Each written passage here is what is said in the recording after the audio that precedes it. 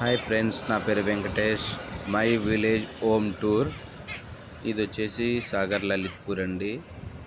లలిత్పూర్ దగ్గర గోధుమ పంట అండి. ఇది గోధుమలు మనకి ఉత్తరప్రదేశ్, మధ్యప్రదేశ్ నుంచే ఎక్కువ వస్తాయండి. చూడండి ఫ్రెండ్స్, ఇది గోధుమ పంట చాలా బాగా వచ్చింది.